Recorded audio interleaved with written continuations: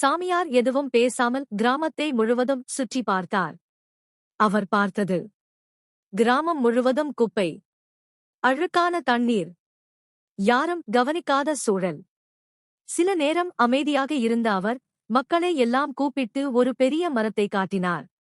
அவர் சொன்னார், இந்த மரத்தை சுற்றி தினமும் உங்கள் வீட்டு முன்னால் விளக்கேற்றிக் கொண்டு வாருங்கள்.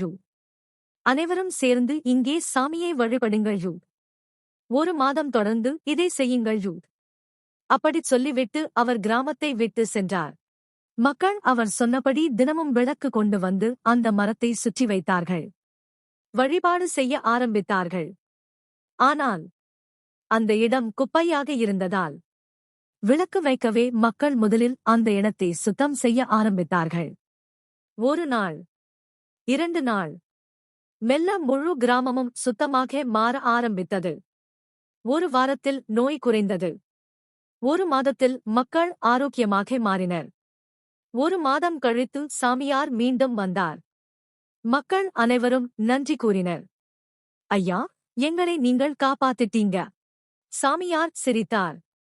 நான் உங்களை காப்பாற்றல, நீங்கள்தான் உங்களை காப்பாத்திட்டீங்க. மக்களுக்கு ஒன்றும் புரியவில்லை. அவர் அமைதியாக சொன்னார், நான் உங்கள் ஊரை சுற்றி பார்த்தேன். உங்கள் ஊருக்கு அருகே குப்பை குவிந்து கிடந்தது. யாரும் அதை சுத்தம் செய்ய நினைக்கவில்லை. ஒவ்வொருவரும் யாராவது செய்வாங்க என்று விட்டு சென்றீர்கள்.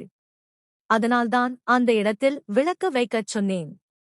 விளக்கு வைத்து சாமியை வழிபடும்போது அந்த இடம் அழுக்காக இருந்தால் எப்படி இருக்கும்? அதனால் நீங்களே அதை சுத்தம் செய்ய ஆரம்பித்தீர்கள். உங்கள் ஊர் சுத்தமானது.